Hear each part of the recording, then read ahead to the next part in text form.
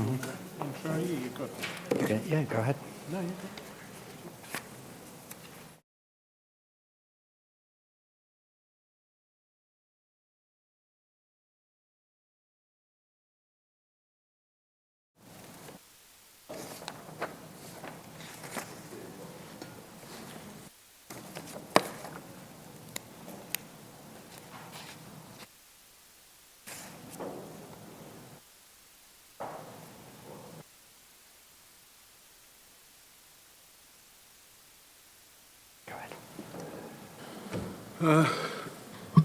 Thank you for having us, and apologies for lateness. We did our best to get in here at 3 on the nose, but you were having none of it.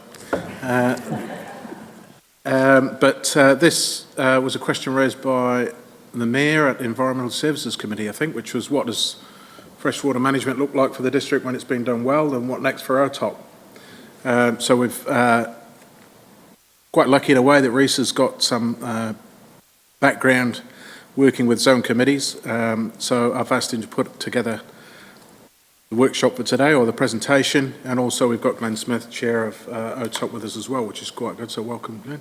And I'll just hand over to Reece to take us through, so thanks very much. Good afternoon, councillors. I hope you've returned refreshed from a long working session so far today.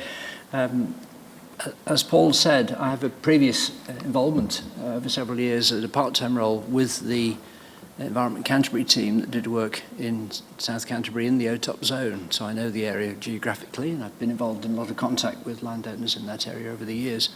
So this is not really me, it's not me in my new role, but in my present, so this is not me in my new role as a climate change advisor, but in my previous role to some extent. Looking at the zone committee for this geographic area, which is a joint effort between several of the councils, not just Timaru District, whose councillors again, so our colleagues in neighbouring councils and the Environment Canterbury. It's a committee that's set up to do statutory work for the government, but with very limited powers and official duties.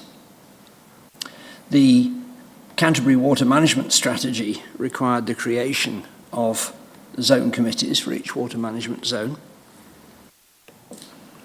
And the water zone here, which includes some parts of both Mackenzie and Waimate districts, runs from the south bank of the Rangitata River, past the Irari catchment, Temuka catchment, the Opihi, and down to the Pariora. Each of them have their own particular character as water catchments, their own particular geology and history and cultural significance and connections. The map in your notes, which obviously is hard to see on a screen across the room, shows you the principal catchments of the area, many of which have got collaborations underway, various levels of formality between farmers and landowners in those areas who have a real interest in the care of the catchment. And in recent years, there's been a lot of thinking beyond the farm boundaries, thinking upstream and downstream. One of the tasks given to the zone committees when they were first formed was the preparation of zone implementation plans, and later to revisit these to do an addendum, which is known as a ZIPA or ZIPA for short. This is a mixture of statutory actions which had to be implemented through the planning process of district and regional councils, and of non-statutory work. And it was the non-statutory work that was probably the most motivating of the work for the zone committee, because it allowed for voluntary engagement of members of the community working alongside local government. That was one of their characteristic approaches. The committee were participants in the hearings on the Land and Water Regional Plan, Plan Change 7, which was a big time consumer for them. Those hearings were completed in 2020 and became partially operative in 2023, and I've given you a link in the notes there to read more about it. Some of the recommendations from the ZIPA were tackled at that stage. The challenge facing the committee is what it's done since then, once its clear statutory role became less clear, when they had just the voluntary work. And a lot of its effort's gone into considering and offering recommendations on how grants should be spent from quite a modest budget. This year, I believe it's 50,000. It has sometimes been higher. And that grant fund is mostly spent upon environmental or biodiversity-related projects. I'm sure a lot of those projects are very worthy local work. One of the questions for the committee, though, is whether you need a full committee of that nature in order just to run a grant distribution of that sort of modest size. The Secretariat function has been a half-time salaried role for each zone, and my former colleague Dave Moore is the person currently in that role on the ECAN staff, and our District Council has had a minuting and issuing of agendas role alongside that.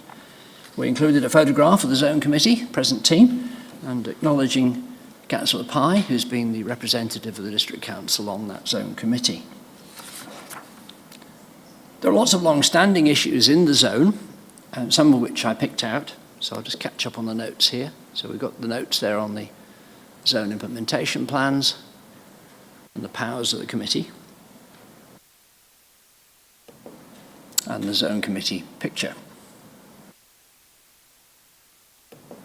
So long-standing issues, allocation and many would say over-allocation of the surface and groundwater from the rivers. There's a lot of competition for access to that water. It's the liquid gold that powers the farming of Canterbury, and that access to water is competed over, and in the process of that competition through the water strategy, a lot of farming needs have been met, and there's contested ground there, which is honestly debated within the OTOP committee about the values for nature and what remains in the rivers. Groundwater quality is changing, and one of the most obvious changes in groundwater quality over the last decade has been a gradual increase in nitrate levels within that groundwater. There's been a loss of wetlands over a much longer period, so that natural habitat within the OTOP zone has been decreasing. And there are two ways in which it's lost, mainly by drainage of wetlands and by physical sea erosion, although one or two new areas which the farmers were not expecting to be wetland are now wet, but with salt water rather than with fresh water. And there have been some catchment-based projects which have been interesting and creative work. For example, one that I was closely involved in when I was in that role on the Otipua Saltwater Creek, which we did an interesting study of over a period of 6 years, and the work more recently on the Waitariko Wash Dyke, which is still the focus of current activity jointly between the Regional Council and the District Council and Mana Whenua. There are catchment groups active there, and their number have grown. They're informal bodies, they work outside the statutory space, which is both a strength for them and to some extent a handicap, because they're very variable. I mean, these are run by farmers and local residents as a voluntary activity. They don't have usually any secretariat of their own. They're dependent on the time and energy people have to invest. But the idea of a catchment group is that it's looking for the common ground between the managers of land in a geographic area who think, as I mentioned earlier, upstream and downstream in the catchment. They are more concerned with what you can do voluntarily than they are with what you have to do with legislation, but they're definitely engaged in the process of taking part in decision making. So the catchment groups are quite active participants in the zipper. They're actively involved in the work on responding to Plan Change 7, and they've been active voices for that group of people in the countryside. Their motivations vary, and as I've noted here, some are strongly motivated by environmental care and water quality improvements, and that's their focus. Others probably by economic factors, which are concerned with finding their way through and around regulation and compliance pressures so that they're less of a hassle. And I suspect, and this is entirely a personal opinion, some of that view might be emboldened by recent government policy changes which are pulling back on some of the proposals of the previous government. So the context is changing as well. So I'm hoping that orientates you to the Zone Committee role. So the question is, can we establish a District Council councillor opinion on the value of the existing approach, consider alternatives and a future direction, and then in due course share our view with Environment Canterbury and with our neighbouring councils? And I propose some initial questions which are in your notes and I'll put on the screen here. And it was really to invite your thoughts and input to this, and I'm happy to jot a few items down on the board if that's going to help us in this brief discussion, but we only have a brief time in which to discuss. And I wondered, Mr. Mayor, whether we could invite Councillor Pye to kick us off, because she's been on the inside as our representative on this Zone Committee. Glenn obviously has a far better understanding of the Zone Committee than what I do, being a newbie, but My view of it is, and I'm not alone in this view, I don't think, is that we all turn up there and we all feel like we're achieving nothing other than nothing in respect to improving water quality in the catchment. All we seem to be doing is giving out $50,000 worth of grant money a year, or recommending to ECAN. Last year it was 75, but it's back to 50. And it takes up a lot of time and energy. And I always go, if we weren't here, would anyone notice? And I suspect the answer is no.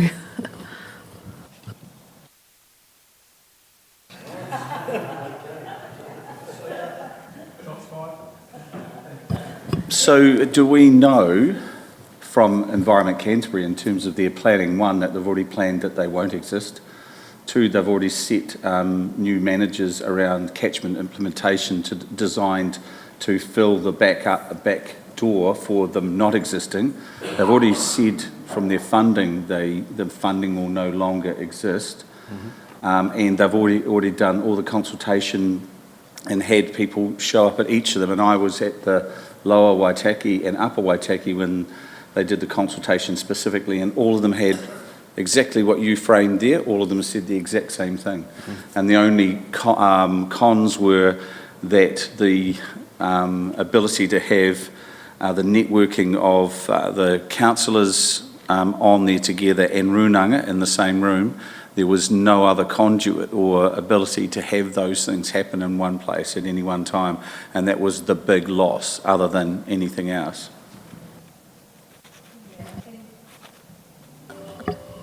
You know, like if we're going to answer the question, what does leadership look like in water quality in our district, I would say the catchment groups provide a really good avenue for getting things done on the ground.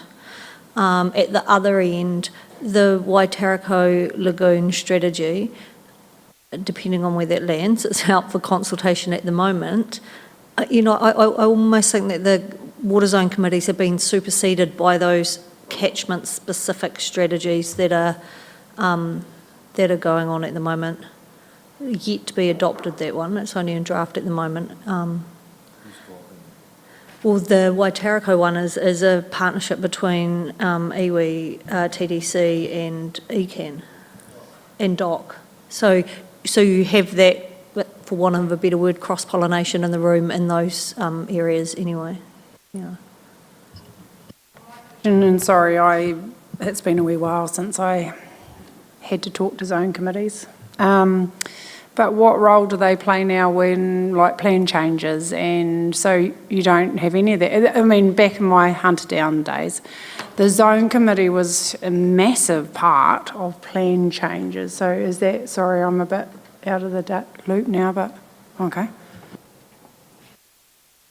I can answer that. And just to clarify, when we went through Plan Change 7, as soon as we had passed the zipper along to ECAN, our role ended. As a zone committee, we didn't participate in the process beyond that. We could as individuals, and a lot of us did.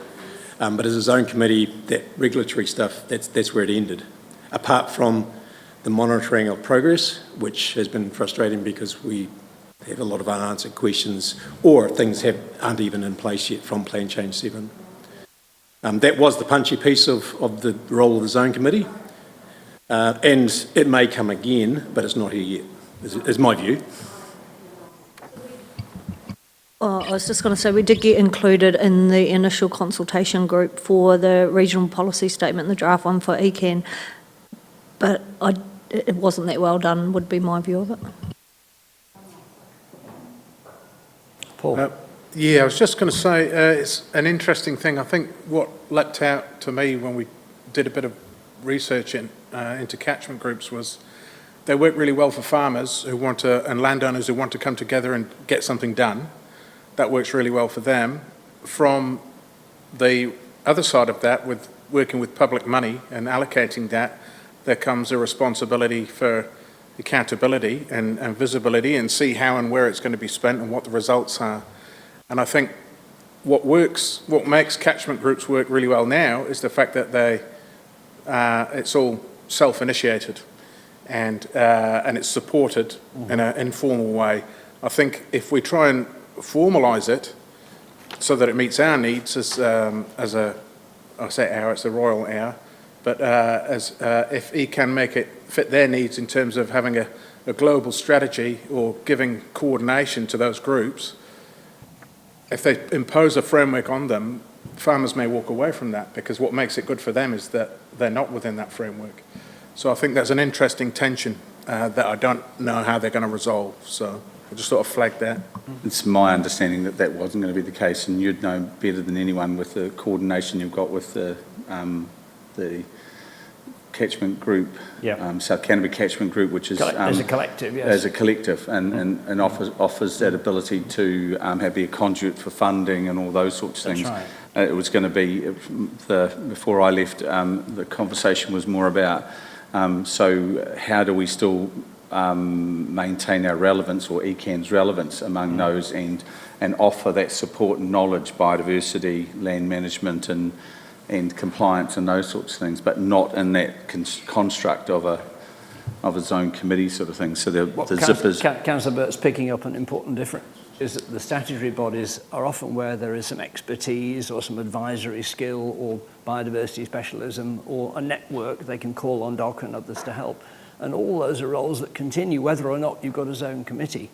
They're to do with the relationships between the specialists and the people who need the specialist help. So the question that we were asked to have a look at was whether there's more than a grant distribution role, or for that matter, is a grant distribution role best done by a group of officers under the guidance in terms of governance decision-making, like a set of criteria, which then have to be implemented, and maybe an accountability that each year a report back is offered. So could you delegate or depute a grant administration without necessarily having to bring together a zone committee 4 times a year to do it? If there are other functions, we're interested to hear what other functions there might be for a zone committee, one of which I think I touched on but nobody's commented on yet, is the value of having in the same room district council members from the various district councils and Environment Canterbury, at which you can have a candid discussion about common ground and maybe points of difference. What other fora do you have? Nigel? Yeah, no, I agree, and this is always, it's been interesting that, they've had real strong purpose around, Canterbury water management strategy, etc., and then, it's in a little bit of la-la land at the moment, but actually bringing those people together is still really important. I think the grant funding is just off to the side. It's it's on such a scale that it's almost neither here nor there, but, the question is, how do you get community and TAs effectively to influence the direction of ECAN, and we're discussing another challenge after this, and that's the problem that I see, and I would love for ECAN to actually recognise these groups when it comes to their decision making around the table. How does a group like that actually, with community buy-in, influence a RPS or, sort of those sort of things. So, I mean, that's where I see, that collaboration could potentially be really good. So, but the grant funding, unfortunately, it's just a scale, it's neither here nor there. There are certainly other grant funds which are administered by bodies like Environment Canterbury and indeed by the District Council, which are handled principally by the staff and report back so that they're accountable. So that could be a model that could be used here without having to have a zone committee specifically to do the job. The forum role, the useful meeting point, may be valuable enough that you would recommend a certain amount of regular contact for that purpose. It's still different from being a formal submitting body, and you'll see from the document we circulated as background reading on the terms of reference to the zone committee, that the zone committee cannot be a formal submitter as a committee. Its constituent parts can be and the individuals can be, but the zone committee wasn't itself a formal decision-making body in that role. How much would you want to meet, or how often would you want to meet with your colleagues and peers around the area to achieve the forum, the discussion point?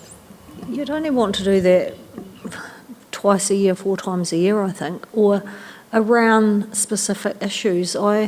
A reason to meet, in other words. Yeah, a reason to meet, and this is half the trouble with the zone committee, is we're supposed to be, there to supposedly improve water quality in Mahinga Kai and things like that, but we never have any data. So we don't even know what the water quality is or where the issues are, or, and it just has become a bit farcical.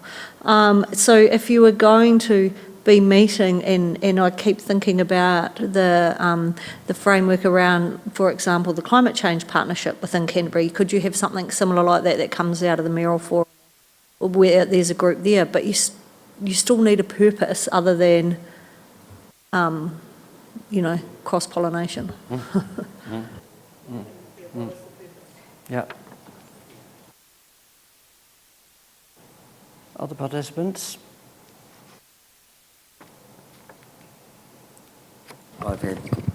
First I heard of OTOP was when I joined council, and I did actually, no, to be fair, I understood the acronym, what it stood for, and a mate of mine was a chair a fair amount of time back, and then when I heard that Michelle was going to go on behalf of the rest of us, I thought, thank God for that. The deft passing of the baton. Yeah, exactly, just being completely honest. And from what I hear, from what Michelle tells me, I'm happy to support whatever Michelle leads with, because I'm struggling to hear a great deal of value. Mm-hmm. The issue with this, they don't have a mandate to be a submitter, is, and I'm only guessing because we've never discussed this in the room, is I don't think we'd get alignment in that room anyway. And so then you couldn't submit because I suspect we wouldn't agree on a lot of stuff. It's actually probably a similar make-up to what ECAN have around their council table sitting in Christchurch. Sorry, Glenn, did you want to comment on that? Oh, just a prime example of that was the feedback that was asked for the RPS. I specifically asked them to individually pass their feedback because I knew there was no point in trying to collaborate on it or come to a common view, because I knew there was a wide variety of views, which is part of the value of it, but in that to get to a common point, which the Zipper with the same issues, where one major party to it actually basically withdrew, said they didn't agree, and wrote formally in that regard. So the cross-pollination works to an extent, but it is limited because there is a concept of mana to mana, and the OTOP committee is not seen as at their status, so it's very limited as to how much cross-pollination there is in that regard as well. Mm-hmm. Could I ask briefly for councillors' views on the relationship with catchment groups and the Catchments Collective? You might have input on that which would guide us. Apart from asking a member of the committee of the Catchment Collective. Like I said, I think there's two things here: getting the work done on the ground and catchment groups and funding. That funding has been important to get some projects going, and I think that's where that is best placed. The other end of the spectrum is policy, and I think that is, and I have a little bit of a caveat here, but the Waitariko Lagoon strategy appears to have worked really well.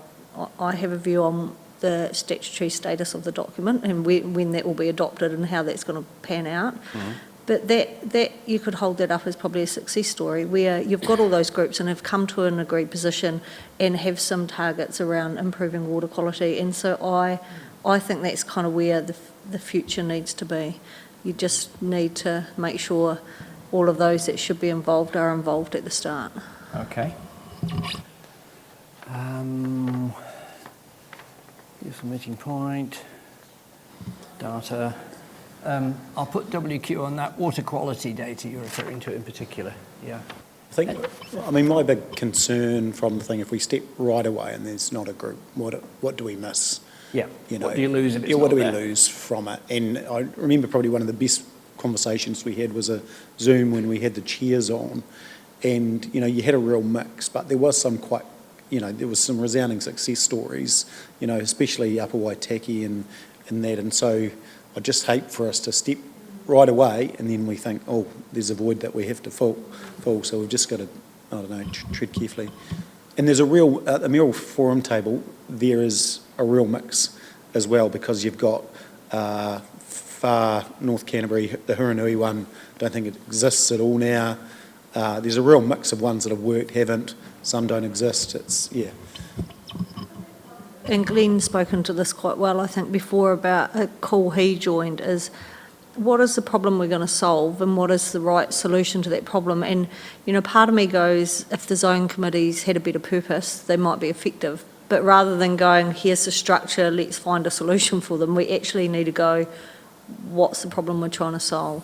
And I think having an influence in water quality in our region is an important quality. It's how we solve it. How can you do that without any data? Yeah, I know exactly my point. Oh, it's I've been pointless. making for a long time. So surely you Yeah. should have had reports and so benchmarks that you say, oh, we've got a problem in this catchment, Yep. and go find the problem. So it seems to me pointless. A lot of the data gathering, Councillor Booth, was done in great detail before the Plan Change 7. So there's a huge amount of research done and published and shared. So a lot of material was gathered. The sheer cost of that information gathering meant you couldn't do it every year. I know from Environment Canterbury's point of view, but there was certainly a lot of information to hand to help inform decision making. The problem was the body, OTOP body, didn't make the decisions. So it had the information to discuss, but then it didn't know what to do with it. We're tight on time, Mr. Chairman, but would you feel from the discussion so far that we have some directions emerging? We've identified that grant distribution is not enough role in its own right to support the group. Yep. We've said that we recognise that the OTOP is not involved in plan changes at the moment. It doesn't have a statutory role at the moment. We've understood that there is at least some discussion with Environment Canterbury about taking away funding for decided, but it's certainly debated. Maybe you're ahead of me, Peter, on that one, but I know that it's being considered. We recognise that one of the new substantial players is the catchment groups, the self-organising groups, and here in South Canterbury we have a body that's not just self-organising, it's also a large amount of money from the MPI to do a practical project for catchment groups as well. So we have to acknowledge that. However, we've noted that it doesn't feel appropriate to formalise or coordinate, because one thing those groups hate is being done to. They're interested in doing things with, but they don't want to be directed. And I think it would be very hard for a body like a committee to try to direct their activity. To be an ally, maybe, but to direct would be hard. Would others concur? Yep. Projects can be appealing, because a project is tangible, so the Waitariko project is therefore an example. And having a forum could be useful because it's a meeting point. Maybe you were suggesting twice a year, but you need data and reasons to meet. You don't just meet because it's fun to have a meeting. You've got plenty of those already. And what would we miss if it would stop? Well, you wouldn't necessarily miss the regularity of meetings that don't have enough content and substance to make them useful. If what we're trying to do is influence ECAN's direction, decision-making, whatever, on water quality in our district, is that better counsel to ECAN? And is it just a presentation every 6 months to the Environmental Services Committee or whatever committee and a discussion at that time? And is that the better way forward? I don't know. Yeah, no, I think if that was the case, it would just need to be a work stream that's picked up under Environmental Services that we have to go to try and maintain influence, otherwise it will get lost. So It has to be a conduit for it, because it also ties into district planning and what have you. So you need to be advised.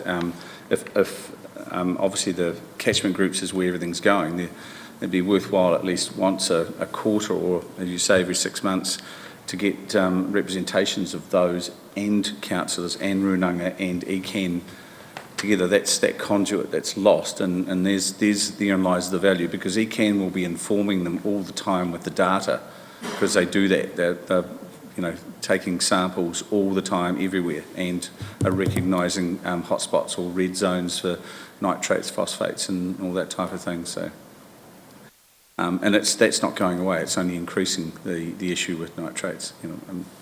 As a farmer, you might know that. But I'm just going to add to Councillor Burt's comments, if I may. And perfect demonstration of the opposing views around the zone committee. It was the Renninger's view was interesting when we went to those for when we went to the Renninger for feedback, and that they thought catchment groups are not a treaty partner, they're not formal, and they couldn't liaise with them because there were 39 of them in the Takiwā, and they're just not resourced to be able to do that, so they can't do it. So they wanted something at a higher level, and if it's not OTOP, then it's some other body where the treaty partners and those agencies that do work together in a formal sense can come together. So I just thought I'd add that in there as well, because it's if there's no OTOP, then what is the decision-making body, and how is that going to work together? Because it's a little bit informal, and like we said, if you introduce a framework to formalise catchment groups, you risk them walking away, because that's not why they're there. So what we picked up there is a sense that the conversations are important, and the purpose of them should be to use up-to-date information, public data, to help inform the discussion, that they should meet often enough for that to be useful, but not for the sake of meeting, and that probably they'd be detached from a grants distribution role. In the time we've had, which is half an hour, is that enough to be useful for us to feedback? Thank you. I must hand over then to my colleague Aaron, who's taking a look at a related topic. I'll get a photograph of this too. Take a related topic which is within the statutory planning field. Aaron, the floor is yours. It's interesting, the theme of influencing ECAN as they make decisions to reduce our representation for 40 to 50% of the land mass of Canterbury.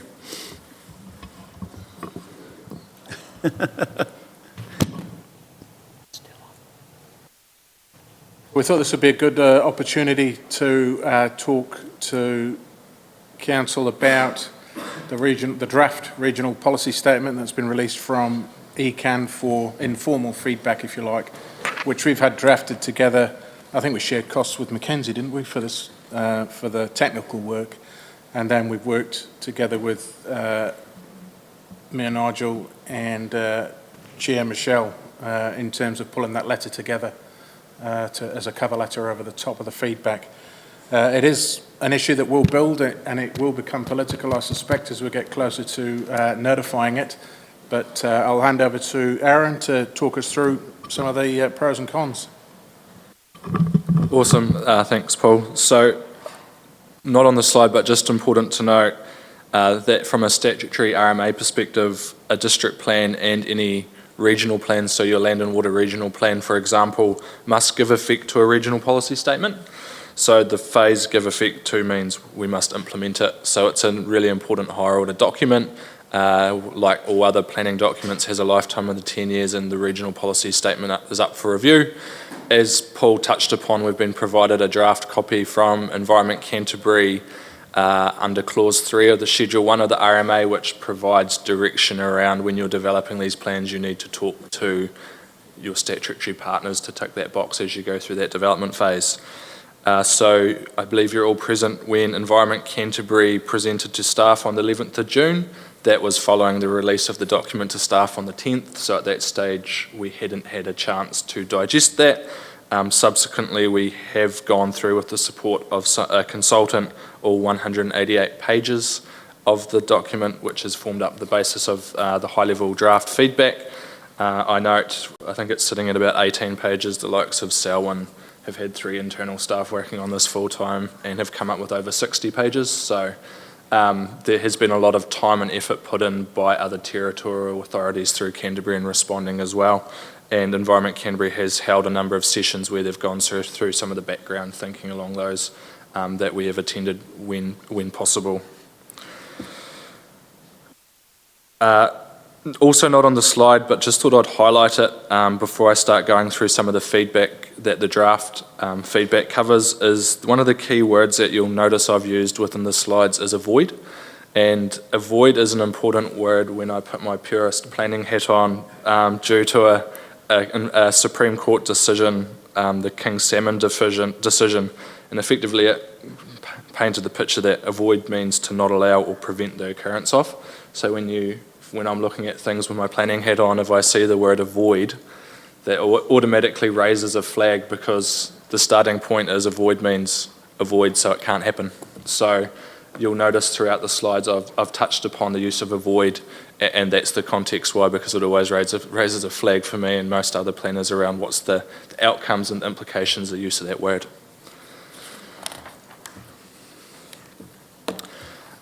So touching upon what Paul led off with as well, within some of the higher order messaging that we've given back to ECAN or are giving back in draft is that we as Timaru District Council wear many hats, including that of a regulator, an infrastructure provider and a voice of the community, but also as a partner of Environment Canterbury, and that there's an opportunity to work together in mana to mana in developing these plans, recognising that they're going to impact all of Canterbury.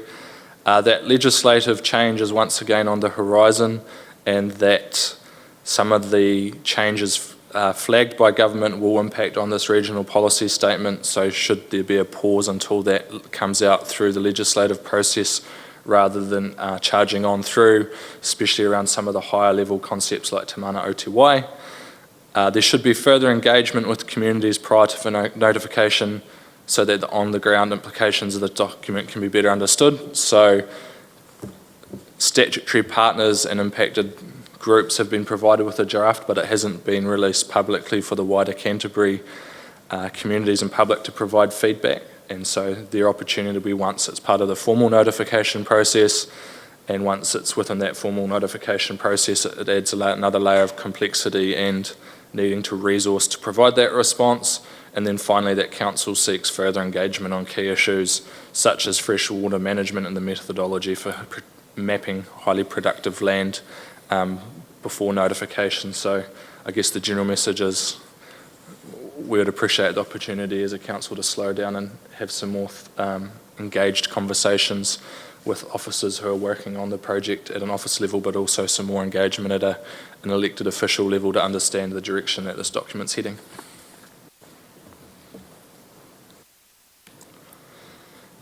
So now I'm going to start going through some of the technical feedback definitions. So I've looked to break it down in accordance with the draft submission sent out previously at the same time as the slides.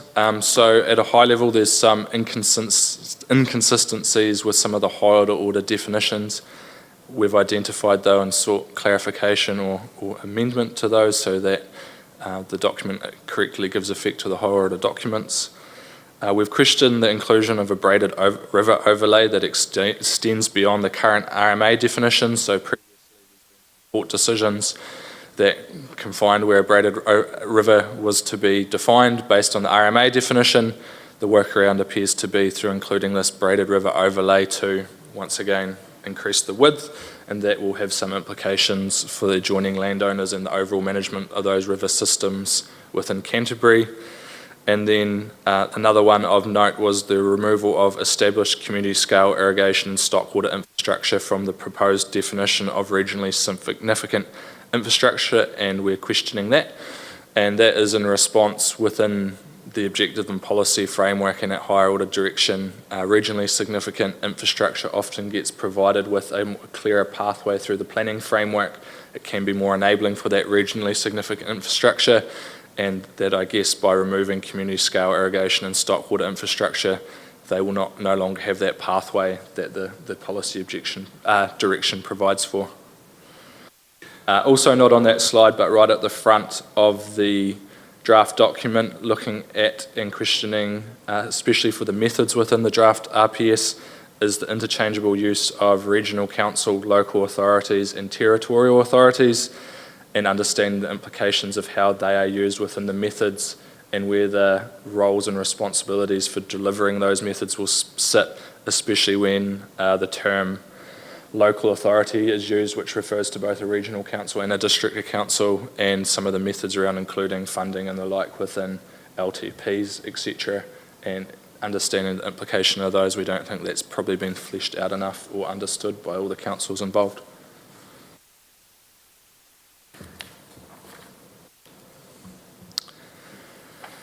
At an issues and objectives level, We've questioned the duplication, repetition across some issues and objectives.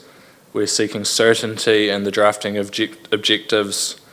We've questioned the level of prescription in some drafting we're seeking to ensure council can apply that direction within the local context. What applies in Greater Christchurch isn't likely to apply within Timaru.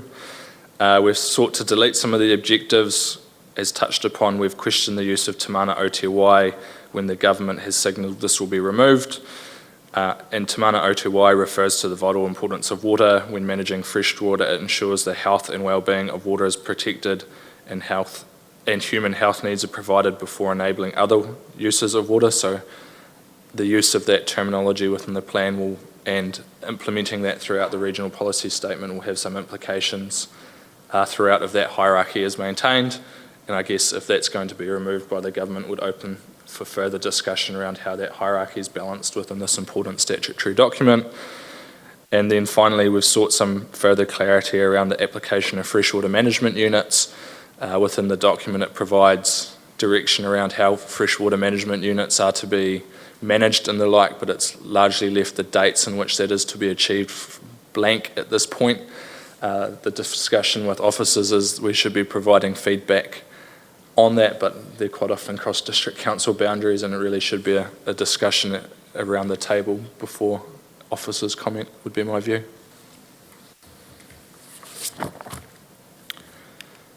Moving on to the air topic, we question the application of a PM 2.5 standard when the current standard is PM 10. I guess Timaru has gone through over the last decade that transition to more fuel efficient burners and trying to meet those clean air standards, which are higher order documents. This change will once again raise the bar. We've noted the potential identification of Temuka as a new airshed, so one of the methods requires that the Temuka airshed start being monitored along with other airsheds, but what's the implication of that moving forward, and if there's standards put on Temuka, cost for the community potentially. And then at a higher level, we've also questioned the evidential basis for a 500 metre setback from quarries from residential activities. We've questioned the evidential basis of quite a few things as we've gone through. We've got the draft but haven't seen any of the documents that support that. So 2.5 is a new standard, they're saying. So you must meet the requirement under a certain limitation at 2.5 as opposed to 10. Yes, so 2.5. That's impossible.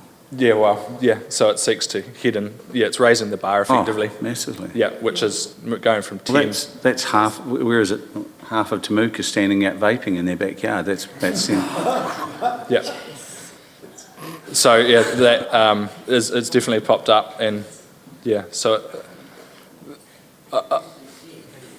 it's currently 10, so this would raise it up. And as I go through the slideshow, there's another couple of instances where the current bar's been lifted quite significantly, and it's about understanding the implications of those. And because the implications won't be immediate through the adoption or the regional policy statement proposal, but it will be as the new land and water regional plan then has to be developed, using this as the guiding document, or a future district plan review using this as the document, and then sitting in hearings trying to implement this higher order document which has raised the bar and we must give effect to. Quite often it'll be the district council trying to implement it and sitting there defending the change, not the regional council, if that makes sense, because the application quite often sits at a district council level and we're directed by legislation to do so.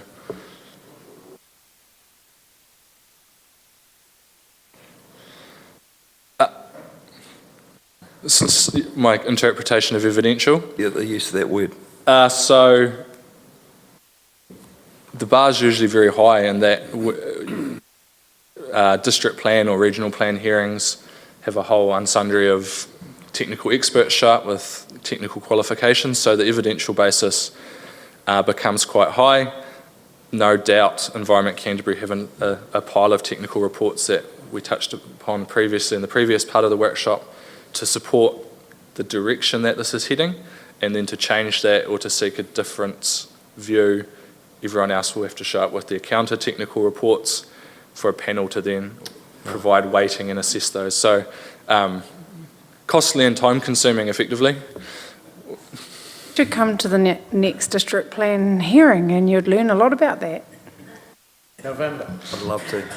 So with that 2.5, the likes of Washdike, for instance, the biggest contributors there are transport, trucks and salt.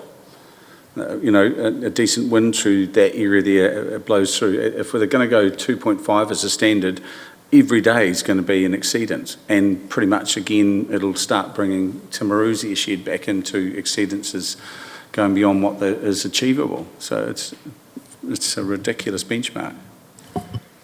Yeah, and I guess that's some of the key message, and we're trying to put through the feedback is understanding the outcome on the ground within each location at a high level, and I guess suggesting that work requires further conversation before a formal draft. Otherwise, there's the potential for the situation where lots of district councils or all district councils in Canterbury are sitting within a hearing arguing or putting evidence forward against what the regional council's notified, when on the face of it there must be a cleaner way of doing it in collaboration, recognising that the document sets the direction for all of Canterbury and we're all part of that.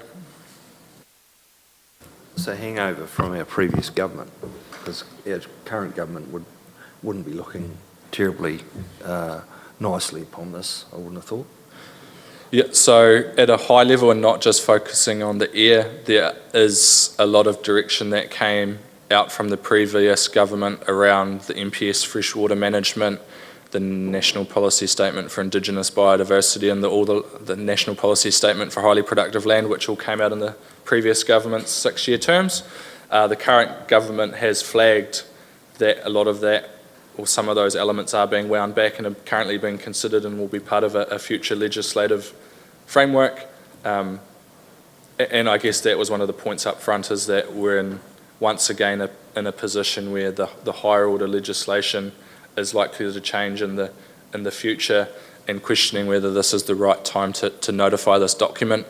I guess once again putting my purist planning hat on, if as a planner and I sat here and recommended you wait for that legislative change to come at every instance, nothing would happen. So it's a balancing act, but with the significant changes coming, it seems like an odd time to be pushing forward with this.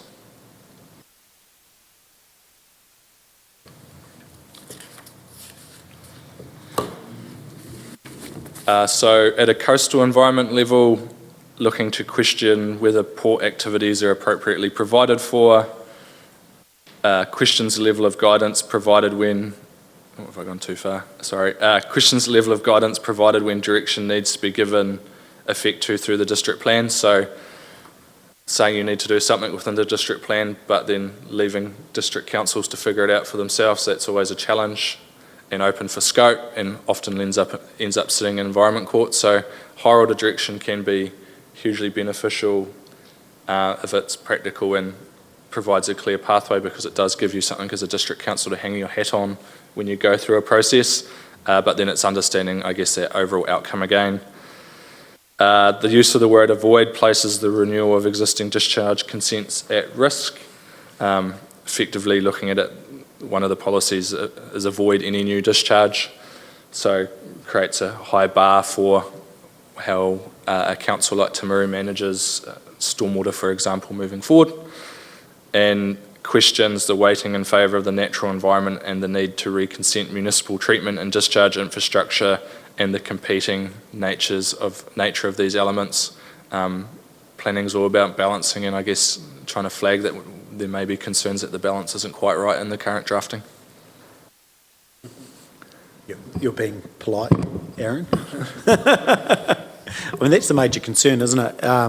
That's come through, and obviously the other regional councils are going through this, but that's one that's played out a little bit with Otago Regional, isn't it? Discharge to around wastewater, etc., whether it be to river or coastal environment, and whether that's going to be consentable into the future. And the flow-on effect to that is adds tens of millions of dollars to infrastructure costs that we cannot or the country cannot afford. So there must be a simpler region. It must be a simpler way, but to tie it up in the policy statement and restrict that is a major concern. And see, this is actually driving some of the other conversations that we're having around, local water done well.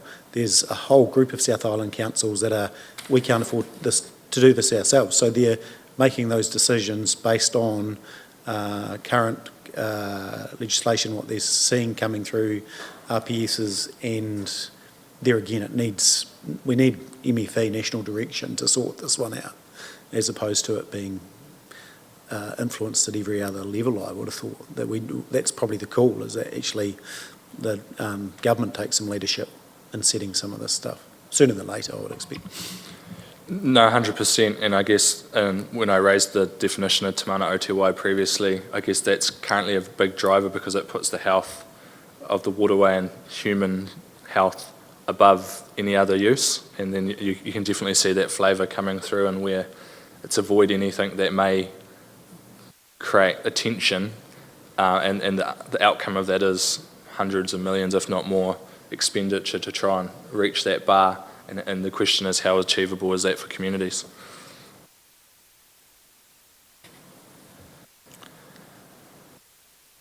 Moving on, looking at land and fresh water, highlighted the need for more time to better understand the science behind the approach. We've raised concerns once again about the use of the blunt avoid policies and the implications moving forward, and sought some high-level amendments to other policies. Looking at ecosystems and Indigenous biodiversity, we've supported the clear allocation of responsibilities, seek the criteria used in identification of areas to align with higher order documents. We've questioned the application of the 10% Indigenous biodiversity target, which is within the MPS Indigenous biodiversity and requires urban areas to have a 10% target for producing that. The question is that within the MPSIB it provides a minimum area of 1 hectare, which makes it quite challenging for urban areas to group up their 10%. And we've sought that all stakeholders be involved in the development of any strategies, and that links back to one of the methods, especially around the Braided River overlay and the like, where it provides direction around who should be involved in those, and it talks about mana whenua and local communities, but it doesn't mention district council within those discussions, and just worth flagging that I guess a district council should be involved in those discussions as well, and that's a method that's repeated quite frequently throughout the plan, but I've included it within this slide.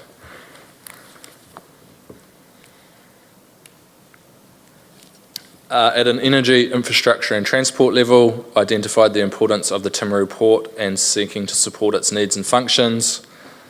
Supporting the lack of a per hectare household threshold, so that comes back to, for example, within the growth management strategy, we set a target of 12 households per hectare as a strategic objective. Currently, the RPS as drafted provides no direction for councils that aren't within one of those tier 1 and 2, so it does allow for a local flavour to be applied. Looking at if the tier 1 and 2 application was to be provided to Timaru, it's a lot higher density being sought than the 12 households per hectare, so would have an implication on the amount of growth that Timaru could provide for. And then quite a big one is questions the approach of avoiding on-site wastewater on sites less than 4 hectares as a blanket approach. So they've really looked to strengthen up the on-site wastewater management within the policies, which is an avoid on less than 4 hectares as the one bookend, and that will have some significant implications for not just rural lifestyle living under 4 hectares, but also our smaller communities such as Winchester, Orari, Pariora, where there's no municipal supply. Would pretty much create a situation where you're not going to get your on-site wastewater discharge. So based on the current land and water regional plan, you'd end up with a blackwater holding tank, but then that gets transported and discharged to your municipal ponds, which can have an effect, especially in smaller communities where the ponds may not be as technologically savvy to handle those really hard hits of septic waste. So have questioned that, and that's a theme that's been questioned throughout Canterbury, because it's not just Timaru that are concerned about that approach. And that's that Kennels Road challenge that we've got at the moment, and it seems to be coming through loud and clear from ECAN planning as well, around that, you know, the viewers, TA should just provide the infrastructure, but the cost of providing infrastructure to every little settlement that wants to subdivide, you know, for whatever reason, is just ridiculous. And so, yeah, the flow-on effect is massive. So we need to stay strong on some of these things. Just, yeah, the mind boggles the fact that they've even got it in there, to be fair. Also, some high-level concerns that have been raised around all the people that have already got on-site wastewater who are under consents or otherwise permitted, and the policies around that are looking to raise the bar and include upgrade requirements or whatnot, which could be a massive hit for people who have gained consents for on-site discharge in the last 10 years, which have likely been only given a 10 to 20 year horizon on that consent. So those goalposts look likely to change significantly between now and when they come in for their new consent, which will be a huge cost. And I guess the argument is that that's happened with the wood burners throughout Timaru. Some of the discussion that focused on that at a Canterbury-wide planning discussion was a wood burner can be replaced for however much, but when you're talking about an on-site wastewater for potentially $1 million properties, the implications may be a bit larger. So that's something that still needs to play out as well, but it's pretty clear the direction that's been heading in. I guess that probably explains a few people that are actually on septic tanks and they've been told they actually have to put a system in, and that's like $10,000 or $20,000, and they're not doing it. They're basically just digging another hole, and because of the cost. So you know that's just ridiculous, and a lot of these people can't afford it because it probably, you know, the house is probably only worth $300,000 or $400,000. You know, so yeah, it seems to be right out of hand, really. Anyway. Some of the biggest problems on the ones that are on coastal, and the inundation aspect to it, that's where the biggest problems are. And it's happening now in all these smaller, you know, villages and things. Just most of those are on holding tanks and what have you, so.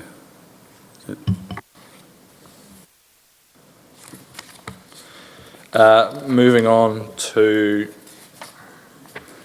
the hazards and risks. So I have questioned the rationale for the increase in risk mitigation. So I haven't provided detail in the slide, but the direction the document currently provides is, at the moment, you need to have a floor height above a 1 in 200 year flood event with a freeboard. That the proposal sees that change to a 1 in 500 year flood event, but also includes a requirement that the building is constructed to a standard that withstands the floodwaters in that 1 in 500 year event. So there's been a lot of questions raised around how that is applied. The current methodology is, if you're in a flood area, you go to Environment Canterbury, you pay approximately $200 and you get a flood hazard assessment which comes back and says you need to be X amount above ground level to meet that requirement. Concerns are that you can still do that to get that for your flood height, but what implication is the engineering design around being able to withstand that? And if Environment Canterbury is no longer going to provide that service, my view would be that then everyone within a flood area would need to go possibly through a resource consent process so that it can be peer reviewed and understood the implications of that foundation design, which could increase the costs of a building consent or by tens of thousands of dollars.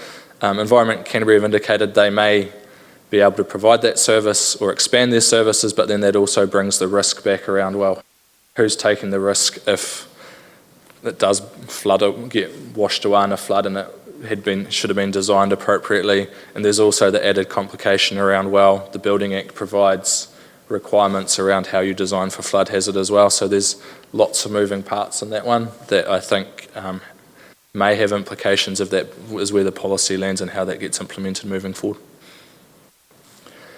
Looking at the questions of the 200-year horizon for buildings, that's in relation to proximity to the coast.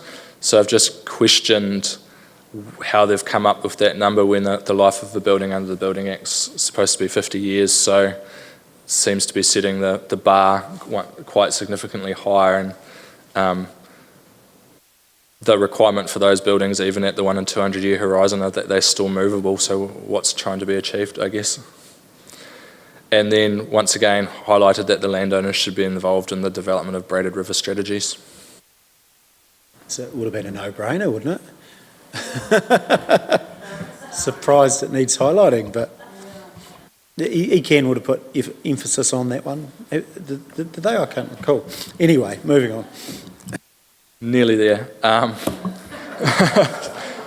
Yeah. Natural features and landscape and character. So have questioned the unintended impacts on key infrastructure, e.g. the port, around setting requirements around natural features, landscape and character. So the approach taken in the drafting is to try and have this integrated plan, but that just means that the same thing can be addressed in multiple locations and can be quite hard to get your head around. We've raised concerns that the policy framework does not recognise that some areas are modified and will remain so. So setting a really high bar within an area that's identified as a natural feature or landscape without recognising that it's already, for example, a working rural environment can have some impact, and seeking a balance to allow for social and economic well-being alongside environmental.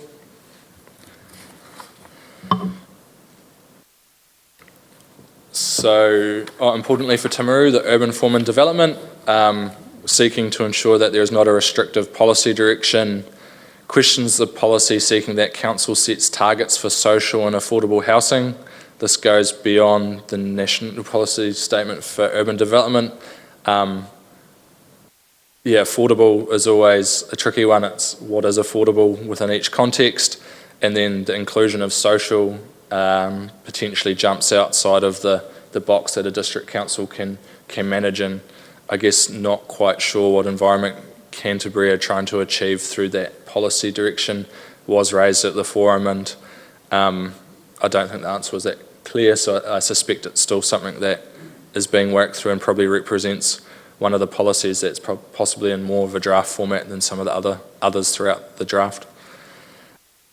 Question where anticipated environmental results go beyond the requirements of the National Policy Statement for Urban Development, and seek to ensure there's not a disproportionate effect on Tier 3 councils, so that we've still got the ability to provide for growth and have the mechanisms available that our Tier 1 and 2 neighbours have.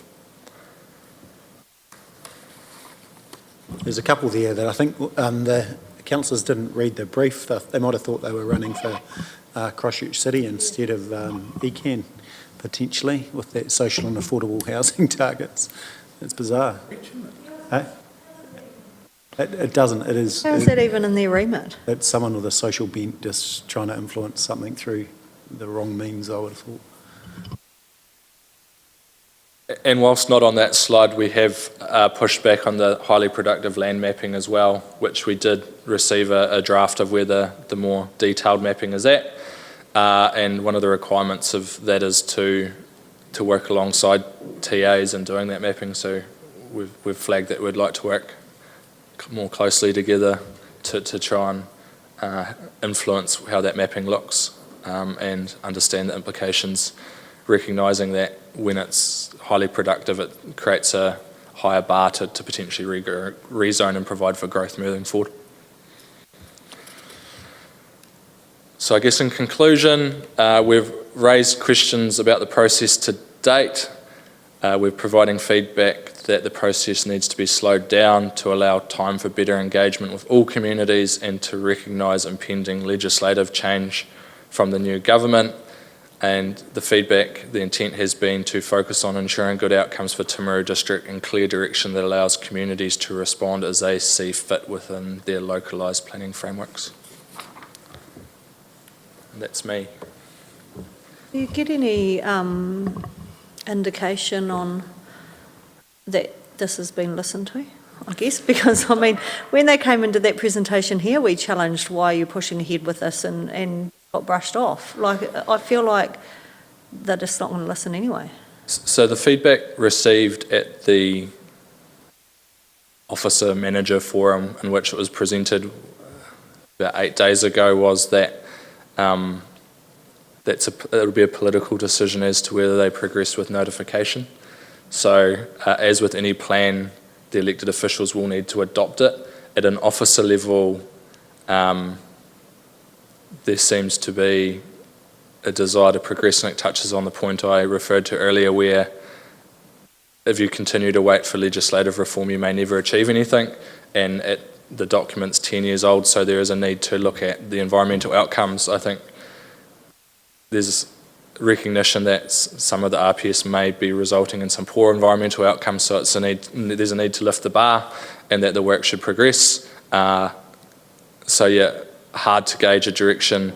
I hear it at an officer level, but I'm not sure what the political appetite is to progress. And as with any council, there's no doubt workshops and discussions occurring with Environment Canterbury around the feedback received and how the program timetable will progress. You kind of answered part of one of my questions, because that being that it was 10 years ago, effectively, this process went through, I suppose, such a change. But what I was going to say is, nobody minds. Actually, everybody is on a journey of continuous improvement, right? We all accept that the bar gets continually lifted over in everything that we do. Nobody has any issue with that. But when you're looking at some things that are just entirely unrealistic or unachievable, is this a case of it almost is either a negotiation where one side has to actually start with this unrealistic utopia of where we'd like to get, pending what you're going to come back, what TAs and others feed back with, to try to pull it back to something that is actually achievable in the real world? Or is this zealots and ideologues that are just going for gold and to hell with everything else that makes the world turn around? And have other territorial authorities helped to identify specific things that you have to make sure that the most important issues that are going to take us backwards are feedback from everybody to make it dead clear that we cannot work with this particular part of the system? Yeah, so multifacets to that question. So I guess at the start, the bookend, I guess, for what seems to be a drive nationwide in ORC was an example previously around notifying these, was that through the MPS Freshwater Management 2020, there was a end of 2024 date to notify changes, which gave effect to it. The current government has said, no, you don't need to meet those. So that effectively has removed the bookend, where previously there was quite a hard deadline. So I guess my experience is that when you're looking to, once you're in a formal hearing process in the Schedule 1 process, you can't negotiate as part of that. It's a panel like we have in the Timaru District Council makes a decision, and council lives with that and then goes through the Environment Court or doesn't go through the Environment Court. The opportunity is prior to notification to understand the implications and go through a good engagement process to get the best outcome, recognising that there will be tough conversations around what everyone wants, and as a council you're never going to please everyone, which probably in my view means you're doing your job. But I think the opportunity to have those tough conversations is prior to notification, because once you've notified, you've drawn your line in the sand, and that's your line, and it's incredibly hard to change that line once you've notified, and adds cost and time for all those involved. And the second part of the question, yes, a lot of the themes that I've touched upon today came through loud and clear from a number of other councils in the room. Very, very clear We've worked on this jointly with Mackenzie, so the themes are definitely supported there. Waimate was in a similar position, and then some councils have had the time to go through every word blow by blow, and I guess that's reflected in Selwyn having over 60 pages, but all the broader themes and stuff were still coming through as well, and the likes of the on-site wastewater very much isn't just a smaller regional city-town thing, its impacts on Christchurch City. We've got a lot of lifestyle blocks and the likes as well, so some of the big issues are definitely throughout. Natural hazards, for example, is throughout the district as well, especially where a more risk-adverse approach is being taken currently with wider mapping, without trying to take a wider approach to the mapping rather than a really technical mapping, which means more people have to go through the process of understanding the implications via flood hazard assessment or the like. So definitely similar themes. I think there's a macro and a micro level as well, isn't there? So it's like when you look at breaking up land into lifestyle blocks and they have a wastewater system that discharges to land. Well, if it was formerly farmland that was farmed or irrigated, and that's not uncommon, is it? That as we have had instances of that, there's a strong argument that you're far better off than you were previously in terms of nitrates in the water and what you're trying to achieve for the environment. That's a great outcome.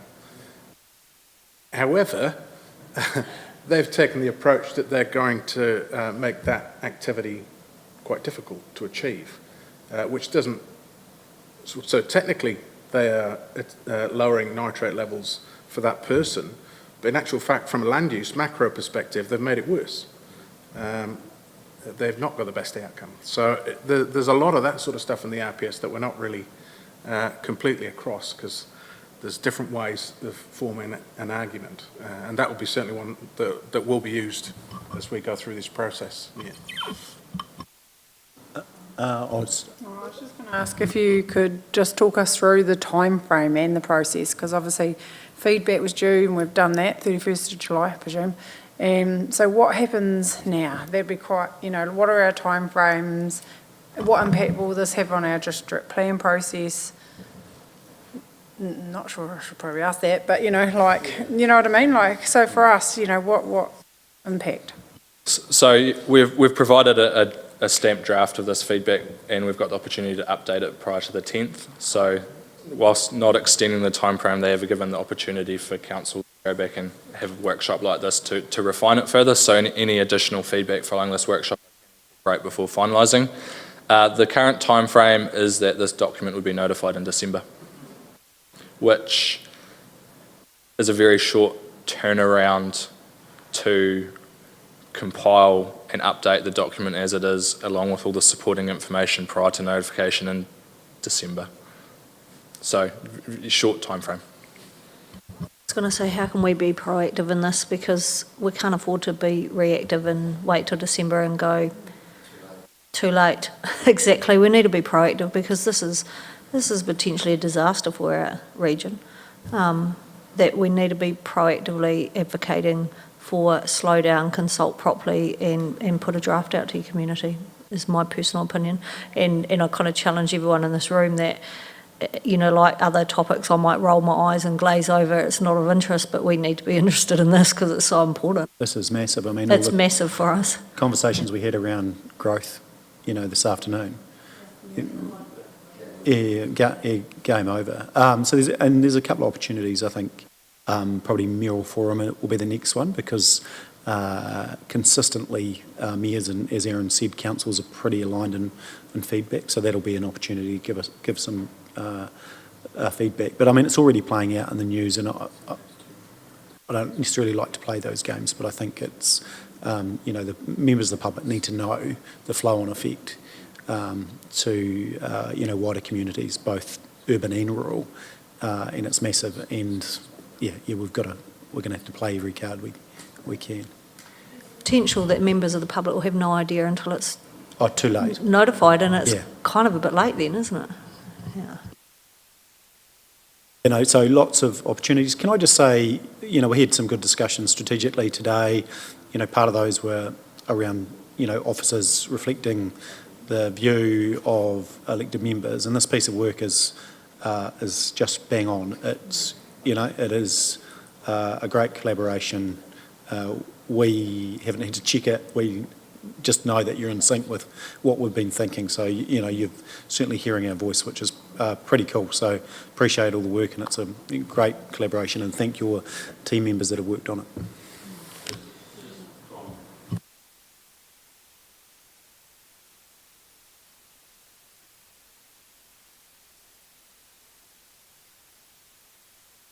I don't think time's on our side, because from the CEO forum, the CEO of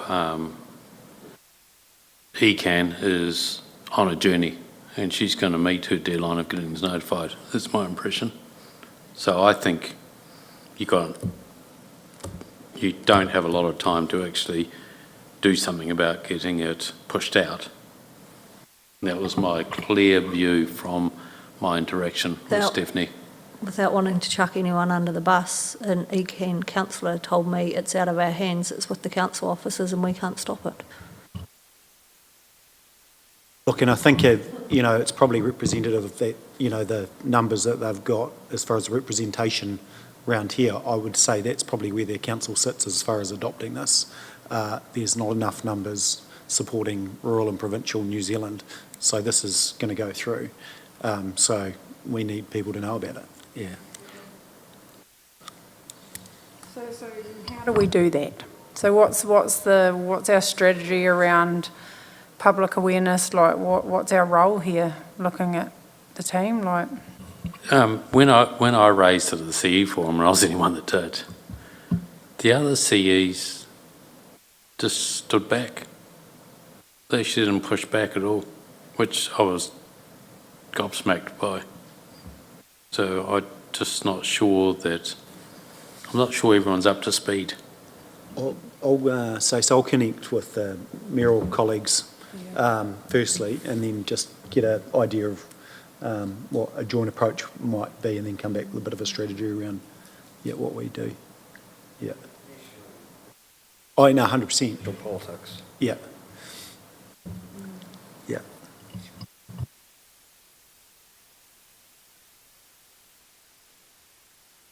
So we had a really positive day till just then, so thank you very much. No, just kidding, just kidding. It's not your fault. Thank you for just bringing us all back down to why we're here, to advocate for our community, so thank you.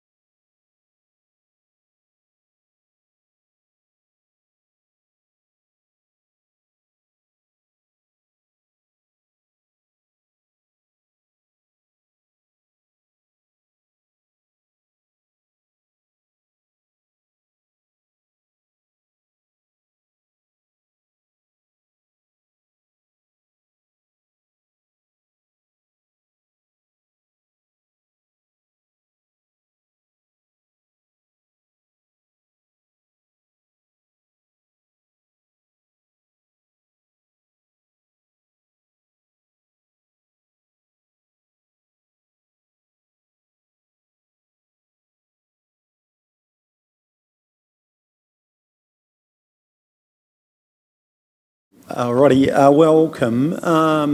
So we're effectively a public workshop, so we're live streamed as well, so people can pick up on that, just make you aware. So that's available from council on YouTube, etc. later, just so you are aware. We might just flick around to introduce ourselves, and this is only a little small amount of people if you don't know everyone. So I've met most of you before. So Nigel, I'll go to you, Stace. Stacey Scott, Timaru District Councillor. Peter Burt, Timaru District Council.